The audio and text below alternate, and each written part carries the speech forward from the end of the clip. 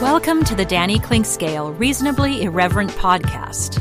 Insightful and witty commentary, probing interviews, and detours from the beaten path. Welcome to Kansas City Profiles presented by Easton Roofing.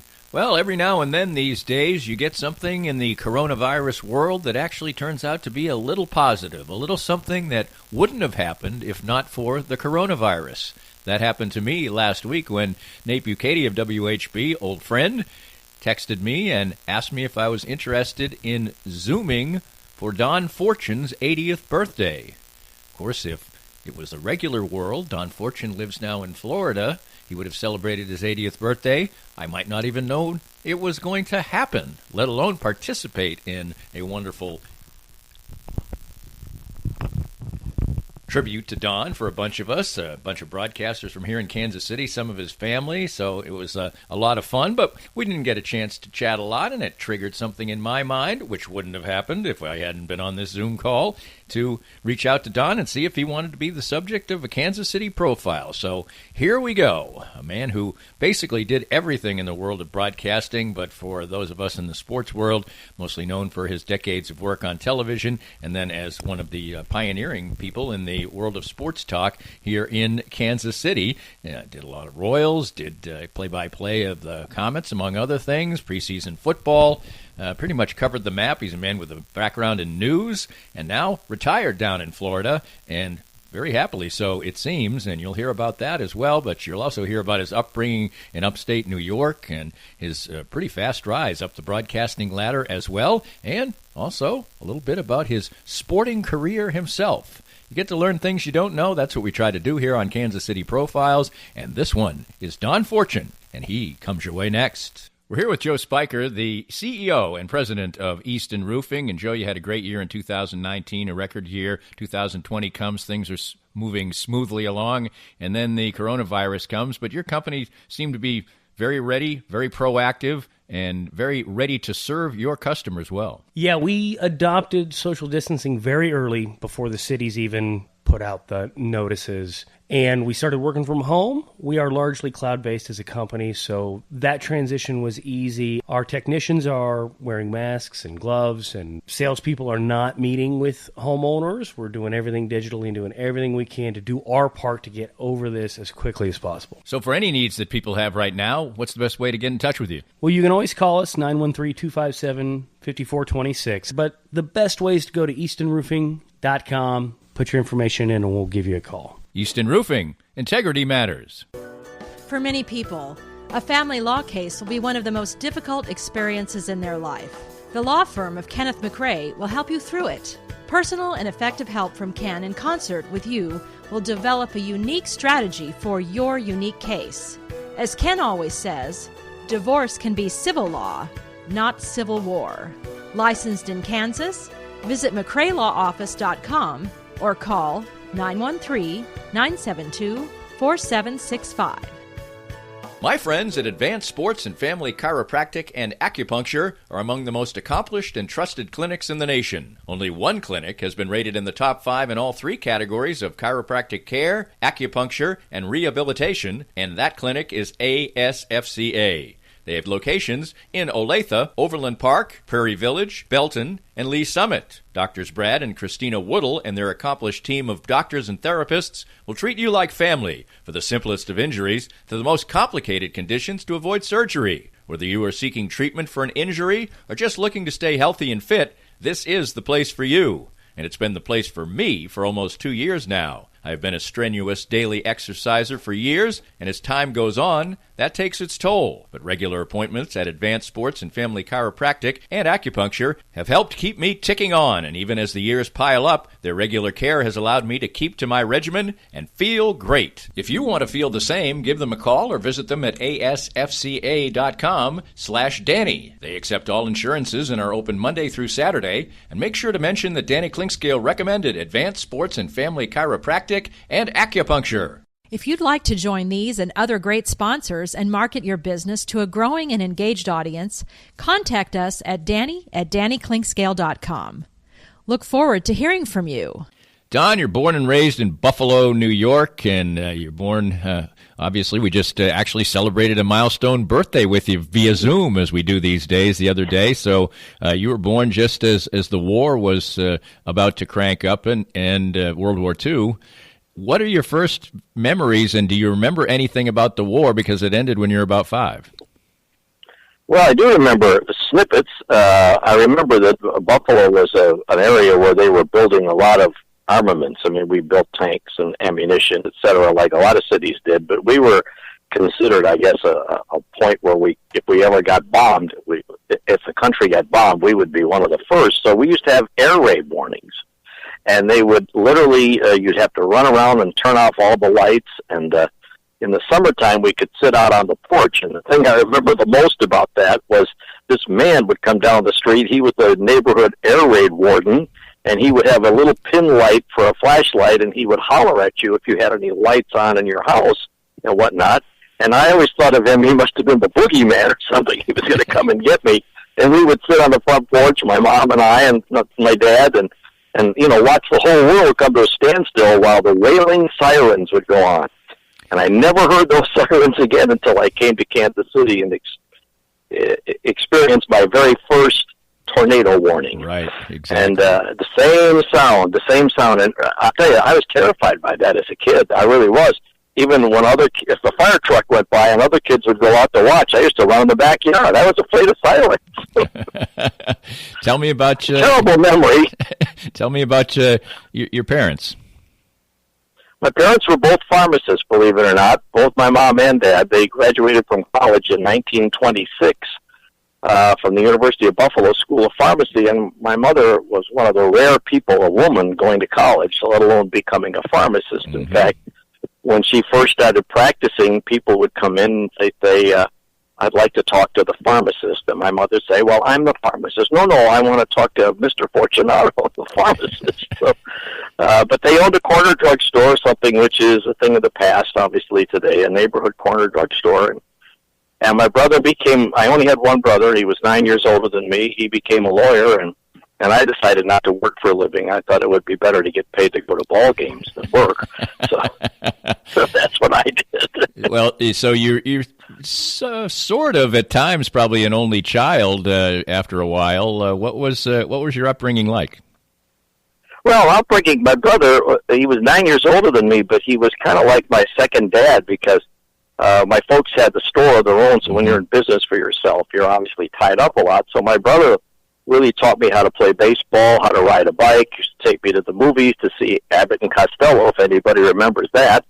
And so, he was like, his kids would grow up to say that Uncle Don was Dad's first son. But in any case, it was a good upbringing. Buffalo was a neat town to live in if you like snow. And I remember huge snowstorms in the wintertime, but summers were absolutely beautiful, and going to the beach and the Canadian side and Lake Erie. My folks had a little cottage up there. That was my thing. And then I played baseball. I played, well, it wasn't Little League baseball then. It was you played on a full-size diamond with a smaller ball. It was called the Midget League, but it was the same idea, and it was great fun. And we did pretty well by the time we were about 12. We got to the city championship game and then lost. But other than that, we just had a good time. I remember playing baseball and going to the beach in Canada. That was my growing up. Well, Don, you couldn't even script this better. Here we got a siren going off outside the studio here. So, no. so anyway, when did you start to think that maybe I always make the joke that I loved sports. I decided at a certain time, and my dad was a broadcaster, that I was either going to play sports for a living or talk about it, and it became rather obvious that the first wasn't going to happen, although I was a good athlete. But anyway, when did you start to think that, because this is a time where, yes, sports broadcasting was certainly done, but it wasn't. There weren't as many jobs. It wasn't as prevalent. What exactly was your mindset? Well, you got to go back to the fact that I got fascinated by broadcasting, and I owe that to my grandmother. My grandmother I spent a lot of time with after my grandfather passed away, and so she lived with us. and she was a great radio fan. Remember, I grew up before television, and so she had the radio on from morning until night, and I heard all these great announcers during the soap operas and the other programs, the variety shows, the comedy shows in the evening, whatever. All had great announcers, and I thought, boy, this is fascinating. All that's coming out of that little box sitting up there on the shelf. And then we had a big console radio in the living room, and we would listen on that. And I got fascinated with the medium. I really did. And so I thought, I want to be a broadcaster. That's what I want to do. But it wasn't until I knew this by the time I was like 10 years old. This is what I wanted to do. But it wasn't until I got older that sports broadcasting became something of great interest. And I don't want to brag here. I don't want to sound like that. But when I was 17, I won a contest. It was on the Yankee Baseball Network, and I got to broadcast the 3 innings of a Yankee baseball game. Wow! So I got hooked. That was it, And it was really funny because I remember going to Yankee Stadium for an audition, and they picked 4 semifinalists, and I was one of them. And you got to do an inning on tape. But I remember walking at the Yankee Stadium. Had never been there in my entire life. Only saw it on black and white TV. And when I walked in, that was the thing that hit me. It was in color. The grass was so beautiful, and the Budweiser sign was in color. Or whatever it was, a Valentine sign, I guess it was. But that was it. I mean, that was it. I was hooked after that. I was going to be a sports broadcaster, although it didn't start out that way. Let me ask you a little bit about your teen years. This is like Happy Days time. Was being a teenager in the 50s kind of like what it's portrayed in a place like Buffalo, or what was it like? Yeah, it really was. I think the music certainly had been Happy Days. I remember it all, and it was pretty much the same. Buffalo is a city, I don't know, it's probably about the size of Kansas City, not in square miles, but in population. So, and it was a big industrial city through the war years and then some. I went to a Catholic grade school. I went to a Jesuit prep school and in high school, and got very active in some of the sports there. But in grade school, believe it or not, we had a principal whose uncle was Father Flanagan, who founded Boys Town. Wow. And she was very much into the arts. And so the building that we had a small theater on top. It sat about maybe 400 people and a nice stage. She had the thing rebuilt with light boards and whatnot, and then she would hire a director to come from New York who she knew, and we would put on these plays. And they were very professionally staged, except the director would holler at you if you didn't learn your script. Right. She'd have to tell them, Hal, don't holler at their babies, they will cry. But that's how I learned to be up on a stage and how to act and how to perform.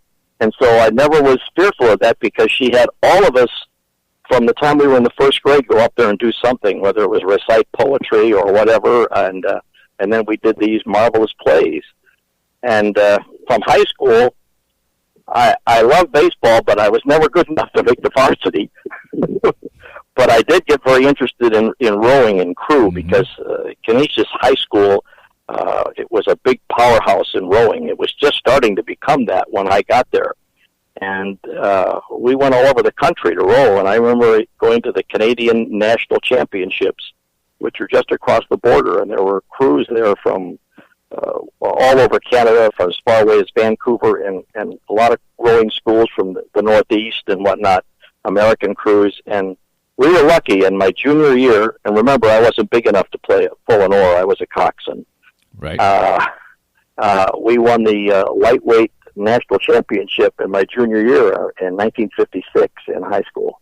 And that was really exciting. And then later on, I competed in rowing also through the West Side Rowing Club, where you were rowing against some of the best former Olympic oarsmen and the best college oarsmen, and there was no professional rowing. And I think the biggest memory I had was as coxswain of the Senior 8 with the West Side Rowing Club, and we rowed against Vespers of Philadelphia, and the stroke man was Grace Kelly's brother, Jack Kelly, who had earlier won the Diamond Sculls. So that was kind of cool. So rowing was good, and I played hockey in high school too. Wow! And I loved that. But yeah. Yeah. But let me tell people what the coxswain basically does. You know, I think Well, a lot the of people, coxswain is he's the guy who stands there and yells at the end of the boat, but that's a simplifying it ridiculously. But yes, it is. The coxswain's kind of like the captain of the crew. He works very hard with the oarsman in front of him. That's the stroke man, and everybody follows him. Now, remember, you're the only one looking forward. The oarsmen Right. have their back to the bow, and so you communicate with him, and you determine how you're going to set the pace. The coxswain has to not only steer the course, he has to check on all the other crews if there's like 6 boats in the race, where we are, what stroke per minute we are rowing, and what stroke per minute they are rowing, and how much run we are getting between strokes. That's very important. I mean, you know that the boat's going to move when you pull the oar through the water. The question is what happens when you roll back up on the slide before you take the next stroke, and that's called run. And if you're getting good run and you're rowing at a low stroke, you are in really good shape. So the coxswain has a lot to do, and he's the only one allowed to talk. wow, And that's why they throw him in if you win. They throw the coxswain in. That's traditional when you win, because he's been, yelling and screaming and criticizing you many times, or whatever. And the bottom line is that, all right, we're going to get this little so-and-so. We're going to pay him back. We just once we're throwing him in the water. But it's an interesting sport. And at the Canadian Nationals at Port Dalhousie, Ontario, they have a great facility. It's like the Henley course in England, except at the Henley in England, it's all match boat racing. The river's narrow, so there's only 2 boats. At the Henley, in Canadian Henley, you can row 6 across, 6 lanes, and they have a big grandstand, seats about 5,000 people, and you can see up the whole course, and it's straight as an arrow. And so they have a boat behind with somebody describing where everybody is, and it's over the PA system. So it's an interesting sport. It really is. I don't know how great a spectator sport it is, but I tell you, if you want to read more about it, there's a book called The Boys in the Boat. It was written about the 1936 Olympic crew, and I could really relate to that book, but anyone would enjoy it, because it's both a history book about what was going on in Germany and what was going on in our country before the war. Great and story. The story of these guys who... Yeah. It was a good movie, too, actually. They did a movie about it. So now... you know what you want to do. You're already doing it, really. When it comes time for college, what was your thought process there?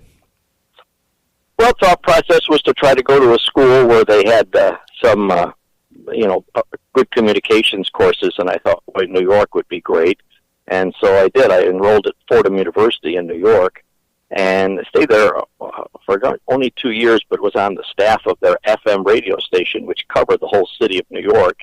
This was back in the early days of National Public Radio. It hadn't really gotten off the ground yet, but that's where we were.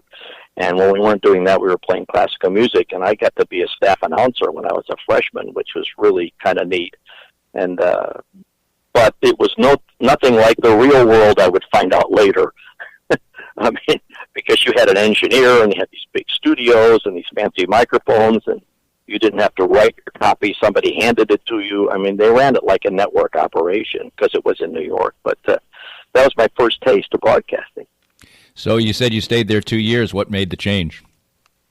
Cost of living and cost of going to school in New York was very expensive. So I came back to Buffalo and finished up at Canisius College. There's both a high school and a college, and got a part-time job at a radio station in Niagara Falls, New York. So that was cool. And then, I don't know, after graduation, we started doing, I was involved with another guy. We did a 2-man morning show in Newark, New Jersey called Frame and Fortune, F-R-A-I-M. And we did that for a year, but we realized we were up against Bob and Ray on WMGM and Clinton and Finch on WNEW in New York. And so I said, I think we ought to call this off. We were at a station actually with a great signal. We were in Newark, New Jersey, and what was the old WMTA at 970. We had a good signal in the city of New York. But anyway, I left and took a job in Kansas City and went to work as an announcer at KMBC, AM, FM, and TV. How old were you when you made that move, and what was it like? Obviously having spent your entire life in the East. Well, that was interesting. I don't know if you knew about the contest, but maybe some of your older listeners would remember finding KMBC's fortune and winning the keys to a new car. Right. I was 23 years old when I took that job, 24, Wow. almost 24 years old.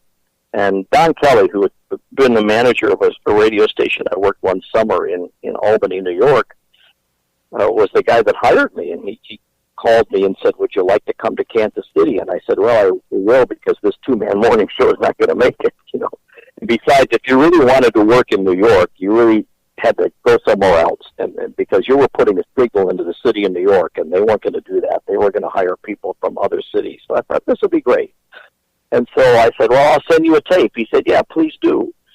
So I did. I was about to do it. I was about to mail it, and he said, forget the tape. I just talked to Dave Kroniger, who was then the general manager of KMBC Radio, and he said that if you think he's good enough, we'll hire him. And that's how I got the job. Wow. I never even had to audition for it. He just knew me. And I was supposed to be the afternoon DJ from noon to 3 on KMBC Radio. And what I didn't know was I said, I'll be driving out to Kansas City. I've never been west of Chicago, and I would really like to enjoy the countryside. And he said, take your time, take 2 weeks, no problem. So we did. And I get as far, there was no I-70 then to speak of, and so I get as far as Waverly, Missouri on US 24, and it's getting very late, and I decide I can't make it in there the next morning like I had planned, so we spent the night at a motel in Waverly, and the next morning I called them, and I said that, listen, I'm going to be a little late, I'll probably get there by noon, and they said, well, listen, don't come to the radio station. I said, why not? I thought I had a job. Well, we're running this contest, and if you find KMBC Sports, and you'll win the keys to a new car. But nobody knows about it. It's just a tease campaign right now, and I don't want you to come in here and say, you know, hi. And he said, so I said, okay, but I told your secretary. He said, you did what? I said, well, she asked me who was calling. I said, Don Fortune. He said, I'll take care of that. So then it became the general manager, the program manager, and the program manager's secretary, who was threatened with her job if anybody she even knew or was related to her would win this contest. So, and I roamed the streets for 2 weeks and really learned Kansas City. I got to drive all over town. It was really great fun. And we could control the clues, and we would give clues, and they would record my voice and distort it so you couldn't over the phone. And that was that. And I arrived, and somebody won the car. I remember who the somebody was. I'll imagine all that. But a guy named Kenneth Kane from Kansas City, Kansas. And he won the new Volkswagen, and I started on as the noon to 3 DJ. And it was fun, but it really wasn't what I wanted to do. And an opportunity came up later if I wanted to move into news. And I did. I moved into radio news. And that was great. And that's where I got to start up a relationship with Len Dawson, who by then had just come to Kansas City with the Chiefs. They just moved there in '63, and he was wanting to learn to do sports, and he was going to do it on television and radio, and he and I worked together, and the rest is history, I guess. We formed a great relationship. You said we when you drove out. Who was it? Your first wife that you came out with? Is that? Yes, it was. Yes, and so we rode out together, and you know, I remember coming across 24 highways. It was getting late in the afternoon, and I saw these steers running alongside the road in a pasture. You know, they were fenced in, and I said, "Wow, I've never seen a steer before, except in the cowboy movies." So that was kind of neat. And then when we arrived in Kansas City, and I stopped at the traffic light, I'll never forget this, at 11th and Broadway, a big tractor-trailer truck pulls up alongside my car with steers in it, and they're on their way down to the stockyards. The stockyards were very active then, with slaughterhouses from all the major meat packers and whatnot. And so that was my first glimpse of Kansas City. More of Danny's Reasonably Irreverent podcast after this. Hey everyone, this is Matt Llewellyn from 23rd Street Brewery, wishing you well while you stay safe during this time of uncertainty. Due to the recent news, you won't be able to get the same in-restaurant experience at the 23rd Street Brewery that you've come to expect over the past 16 years. But you can get the same delicious items prepared with the highest level of staff cleanliness available for carryout and delivery through our partners Eat Street. You can also still enjoy our craft beers and crowlers for to-go service. So remember, stay safe, and together we will all get through this time of uncertainty. Cinematic Visions has been an affordable solution for professional media production in Kansas City since 2003, offering award-winning video production and creation, as well as a wide array of digital and social media management services. From planning, scripting, filming, editing, and post-production, to delivering your product to a watching world, Cinematic Visions will provide professional and affordable services for you and your business with the necessary return on investment to make it all worthwhile. Cinematic Vision's goal is to unlock the power of storytelling through video and a strong online presence for your company. Beyond the numbers, they want to inspire and evoke your clients to feel and act. Let my friends at Cinematic Visions embed your brand where it belongs, in your customers' minds. You can find them online at cinematicvisions.com or with a quick phone call at 816-600-6300. We're visiting with Larry Marshall, former Chiefs defensive back and punt returner and now a Chiefs ambassador. Larry is a former pro football player with the aches and pains that come with that, and moving on in age as we all are. What do the Canaway CBD products do for you? It's been a great relief for me. Being a punt and kickoff returner, collisions were a mainstay of my career, and these Canaway products, the salve especially, has really helped me try to get through every day with the aches and pains that I've had over a career of 7+ years in the NFL. I get similar benefits as well, particularly with my back. Certainly wasn't a football player. What's the best way for our listeners to get more information about the great products themselves? Well, I'm so enthused about it, Dana. They just contacted me at larrymarshall.canaway.com, and I can give them all the information they need to help them get through the day as well. Start gaining all the benefits that Larry and I do from the trusted and reliable line of Canaway products. As Larry said, visit larrymarshall.canaway.com and get information on all the great products from Canaway. If you'd like to join these and other great sponsors and market your business to a growing and engaged audience, contact us at danny@dannyclinkscale.com. Look forward to hearing from you. Our guest is Don Fortune, of course, a legendary broadcaster. I don't think I'm gilding the lily in any way by calling him that, and a friend of mine and worked cohort for a few years as well. So you're in the news department. Just describe what life was like as a radio announcer at this point in time. If you're 24 years old, that makes this the early 60s. Radio still is a very, very important medium, although television is certainly blossoming and is becoming a big deal. But you you really got to go to a big major market early in your career and didn't, like, quote unquote, have to be out in the bushes or anything like that. That's pretty cool. But what was it like as a big city announcer at that point in time?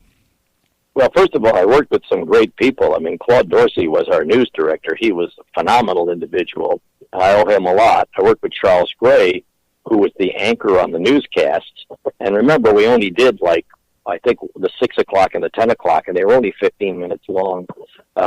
So radio, we did a lot more. We were a 24-hour operation with radio news. Mm-hmm. And in November of 1963, shortly after I started working there, really, Kennedy was shot. Right. And I'll never forget that as long as I live. I was we had the radio in the side of one side was the radio news, the other side was the television news, and in between was the wire room where we had 5 teletype machines. And Claude Dorsey was a stickler for stripping those wires every 15 minutes and hanging up what we wanted to keep on hooks and throwing the rest away.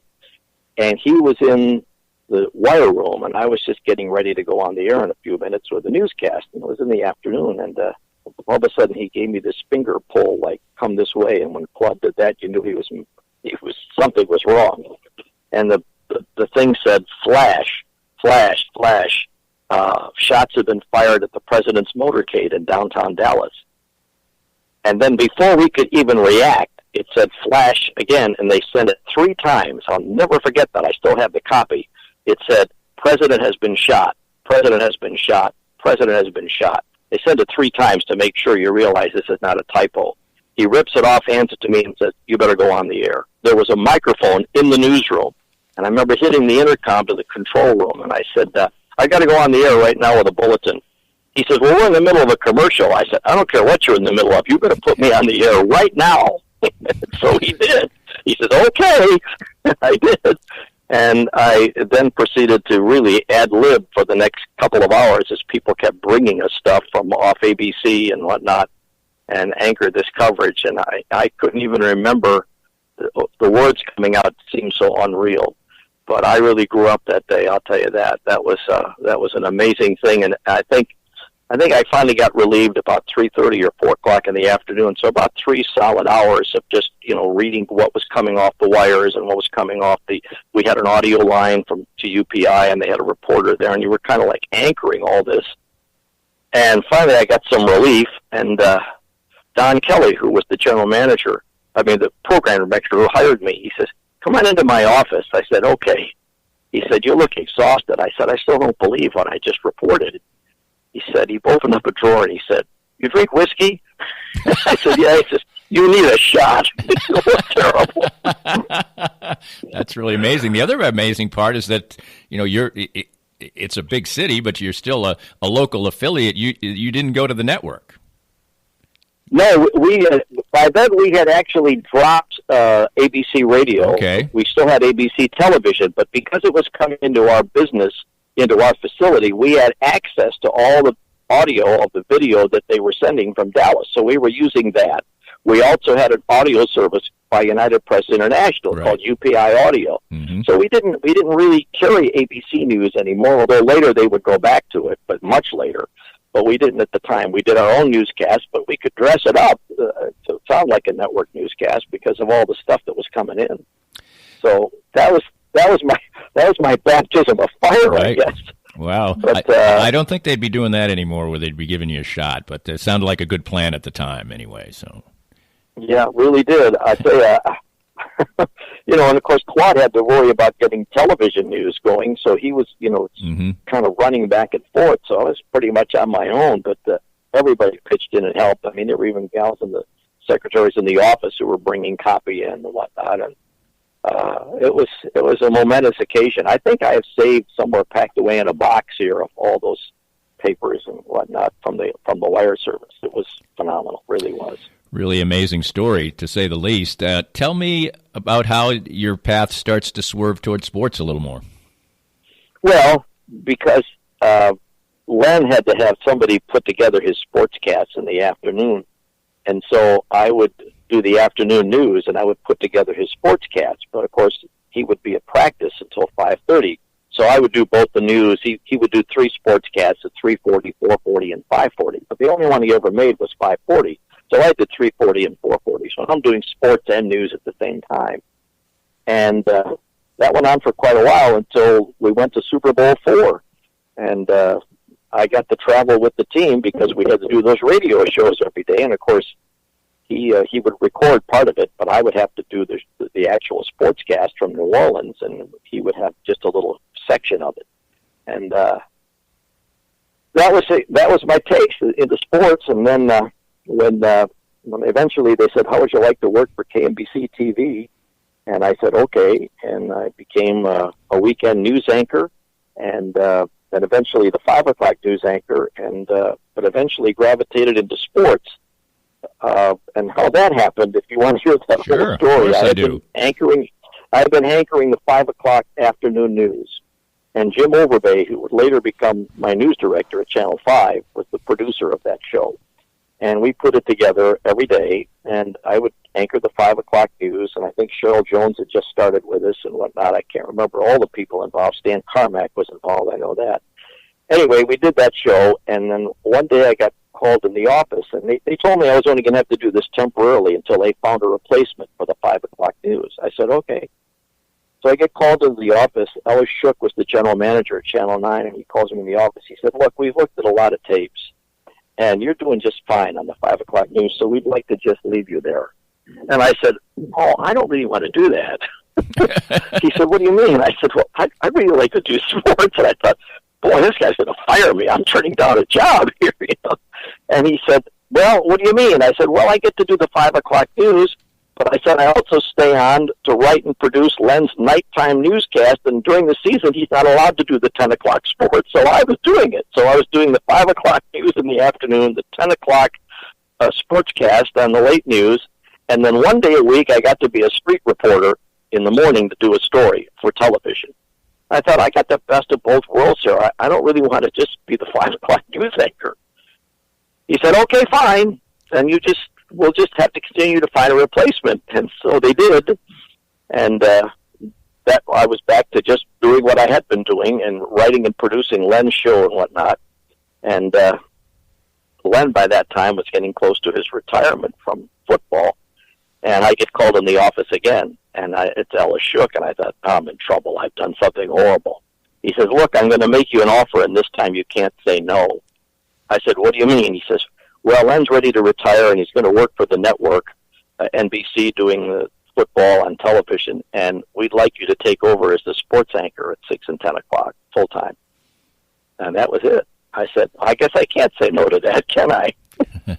And so Len said, don't worry about it. That's just great. Look, that'll be wonderful for you. And so it worked out great for both of us. But that was it. I mean, I don't know how it happened. I just gravitated into it. I really would have liked to have gotten the job at the Royals that Denny Matthews got, but I didn't get that. I did apply for it, but Denny did such a great job that I was nowhere near in his league.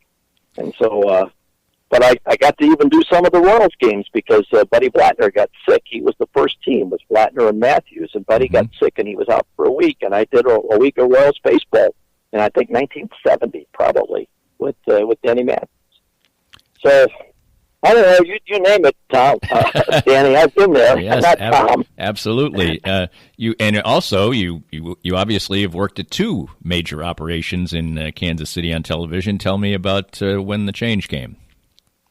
Well, the change came in 1980, and I was having contract negotiation problems with the Metro Media, and things weren't going very well. And I thought, gee, I don't know what's going to happen to me, but I don't like what they're putting on the table.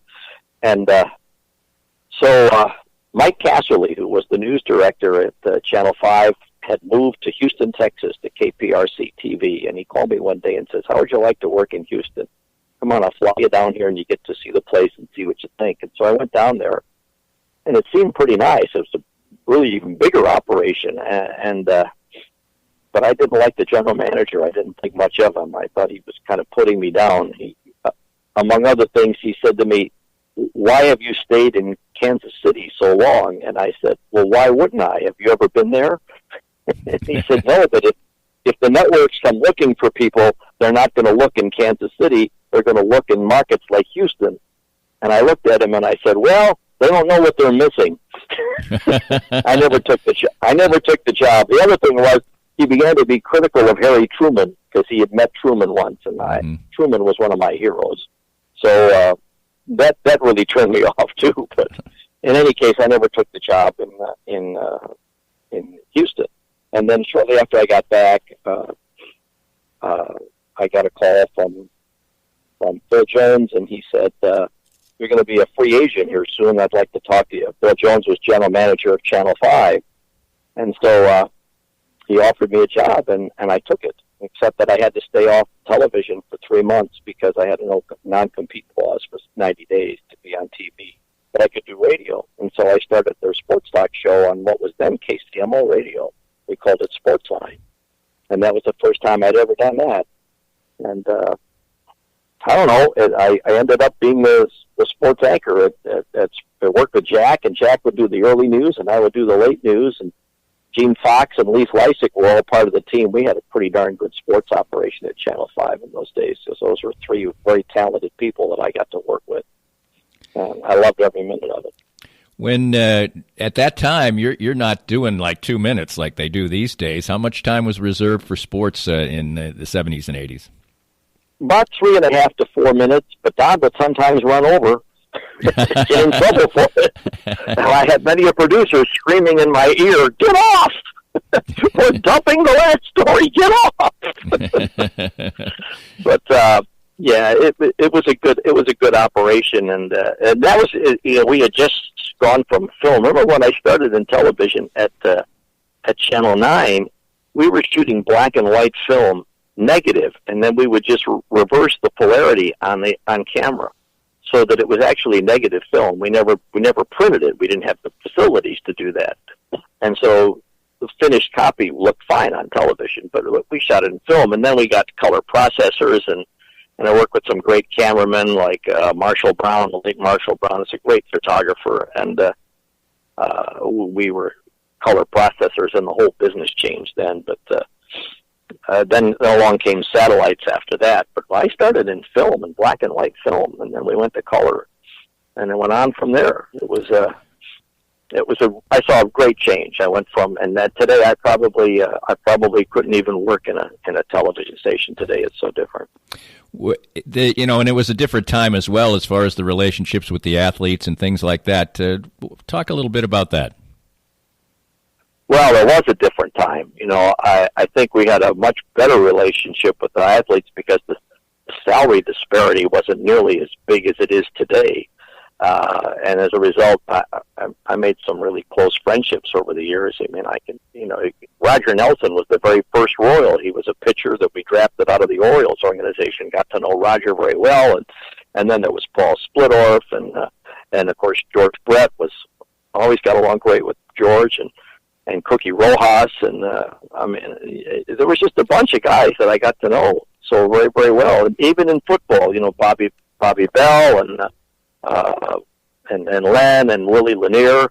I remember when we were in New Orleans for Super Bowl IV, and the players were on the floor above where I was staying, and Len had called me on the phone. He said, "Come on up, meet the guys. We got a lot of time to kill before we have to go to the stadium." I said, "Okay."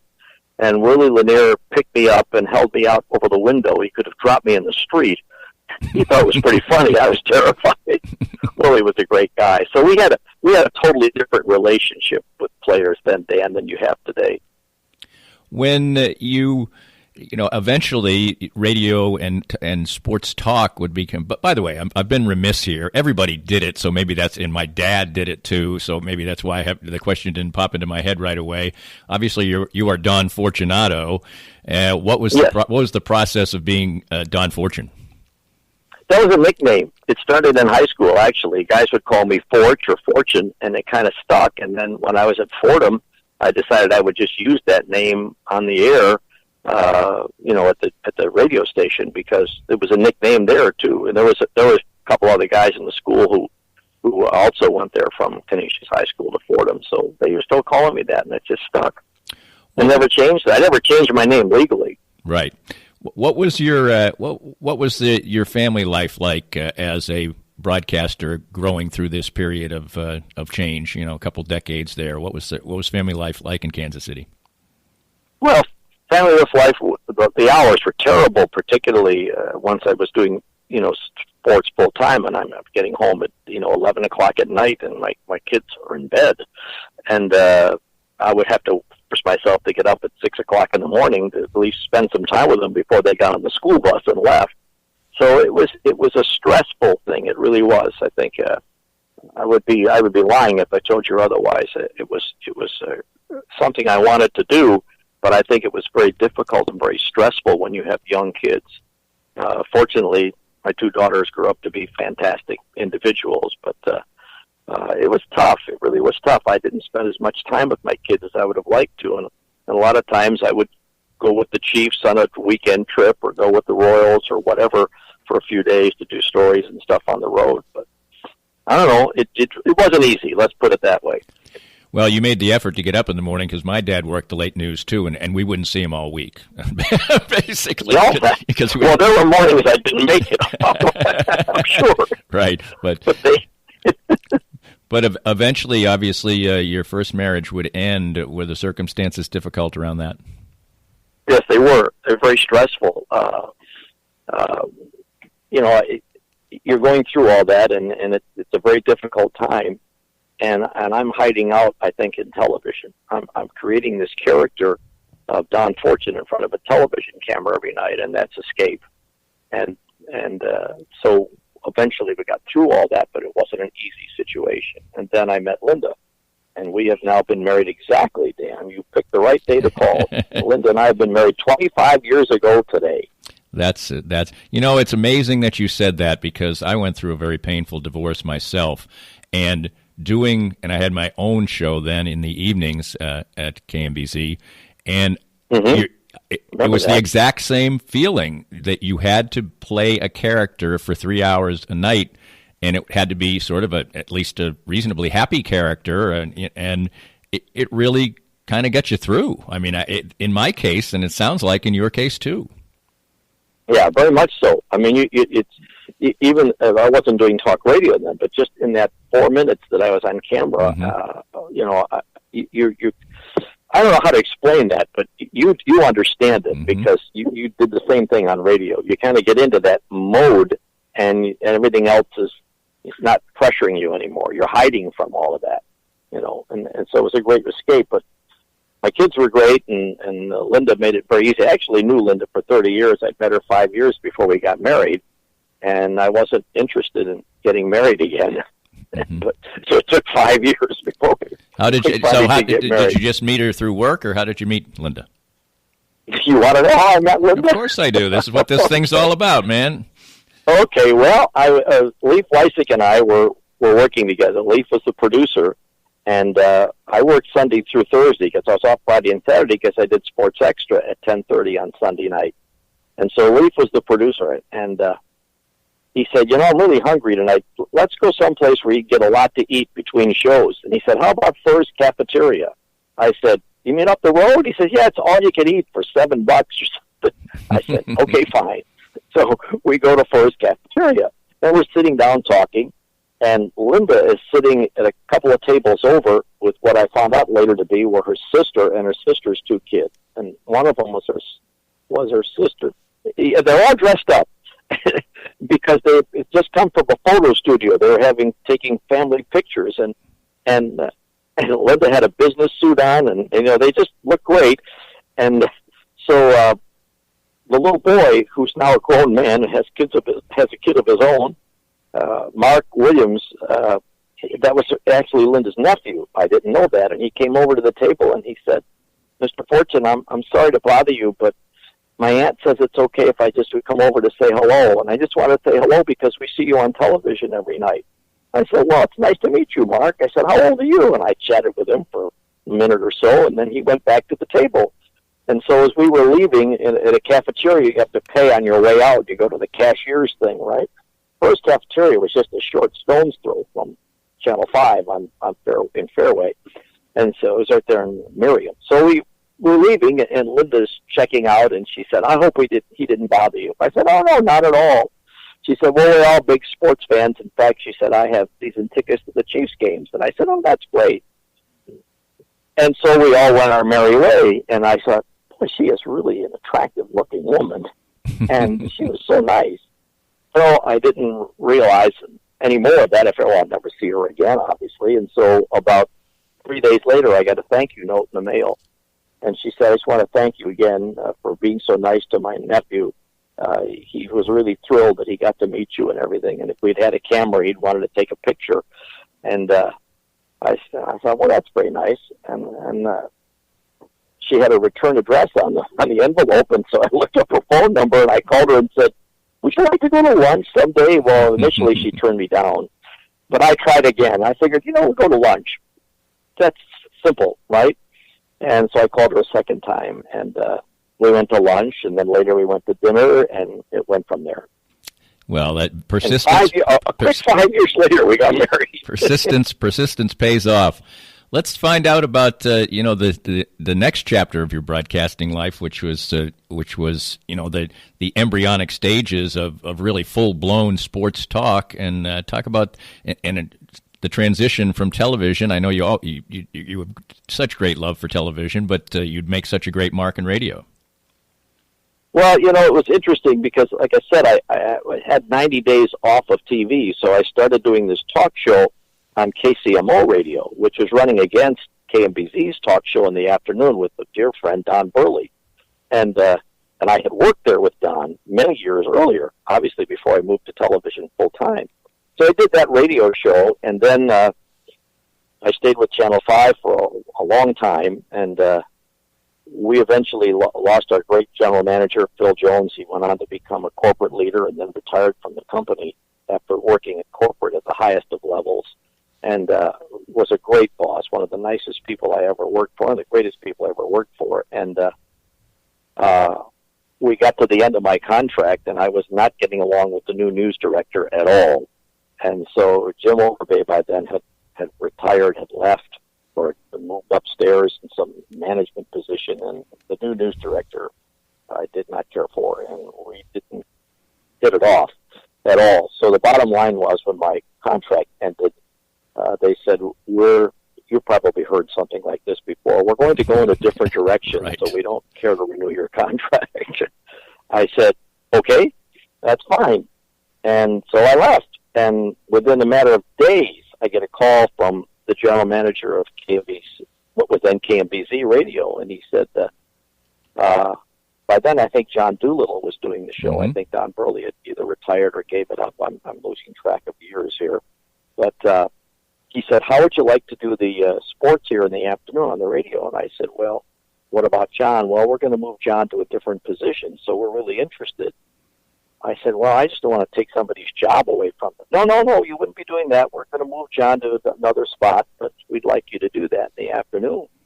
And so suddenly sports talk radio became my full-time job. And what was really interesting, I can go into some personality things here.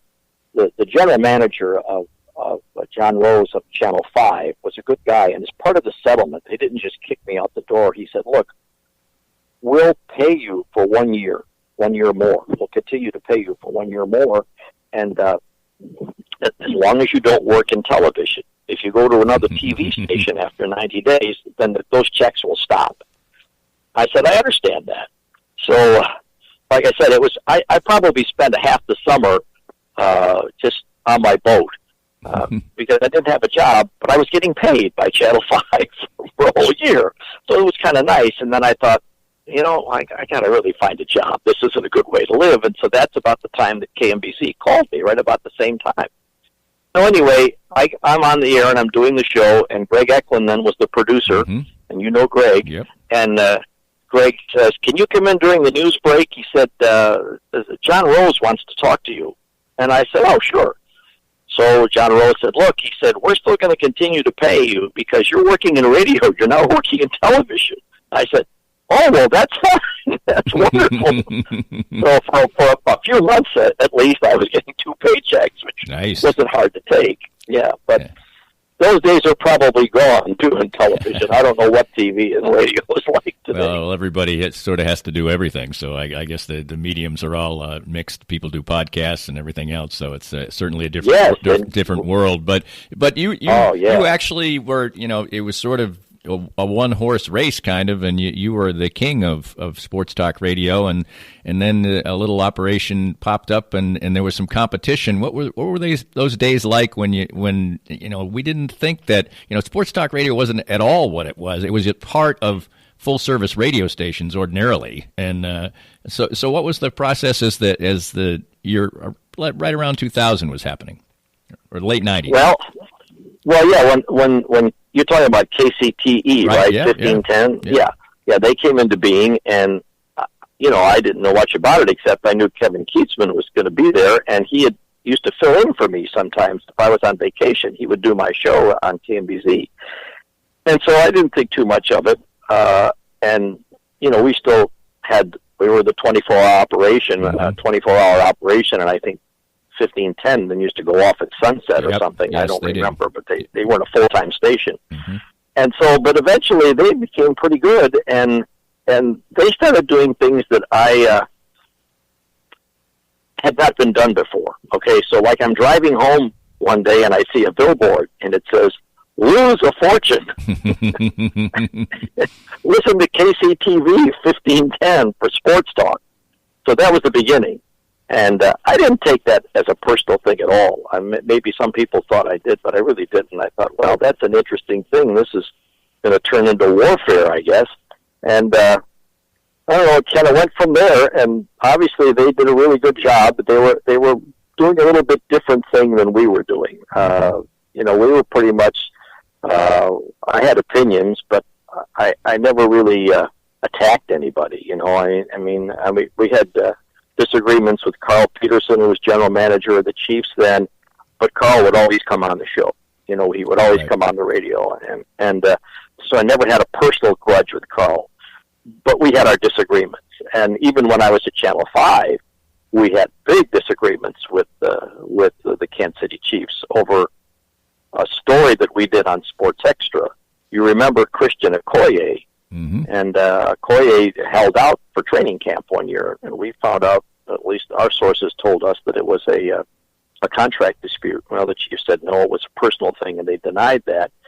And the Star wrote a scathing article about us and about how we had done this story and how it wasn't true.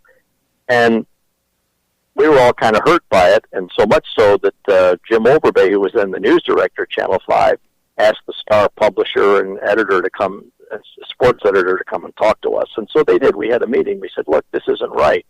We had a good source, and we're sticking to our source as to what we think it is. And he said, and we didn't appreciate the article, and he said, well, we'll print a retraction. And Overbay said, no, I'd like to write a response in your newspaper. And they let him do it, and it was an absolutely great column. But in the process, we were banished to the third row of the press box at Arrowhead Stadium. Very interesting story. And of course, they doing some Royal stuff pre and post and things like that, and the sports talk would be the sort of final chapter of your broadcasting career. What was it like for you to start to maybe see the start of retirement or looking ahead to that? What was that process like for you? Well, I'd been coming down to Fort Myers area since 1969 or whenever the first Royal season was. I believe it was 1969 when they trained at Old Terry Park in Fort Myers. And so I really liked this area, and I thought, boy, someday when I retire, I could have my sailboat down here, and instead of just sailing on little old Lake Perry, I could sail all over the place, up and down the coast, And so we started looking around, and by then Lyd and I had been married for a while, and we were thinking in terms of that. And so I don't really know. We finally found a spot that we would like to live, but it wasn't in Fort Myers. It was in the town we live in now, Punta Gorda, Florida, which is part of the Fort Myers metro, but it is a small town of 19,000 people, and it was pretty much like what Fort Myers looked like in 1970. And Fort Myers today is a big city with all the problems that a big city would have. And so we really got drawn to this, and it was right up on Charlotte Harbor, which is an estuary like Tampa Bay, and they had a marina there, and one thing led to another, and we bought a place. And the first 3 years that we had this house, I wasn't here full time because I was still going up to do baseball, but that's all I was doing. And we had a broadcast line in the house, and ISDN. ISDN line, I guess you called it. And I would do the Hot Stove Show, the Hot Stove League show in the evening. With Brian would be in the studio, and I'd be here in the house. And so I could see it all coming to an end. I was getting up there now, and I thought, well, if I could retire at 65, that'd be great. Well, I retired at 64 because Entercom lost the Royals contract to 810. Right. And so I quit in 64 instead of 65. But we really liked this community, but I sure miss the people and my friends in Kansas City. You was it a difficult transition to retirement, or were you a good retiree right off the bat?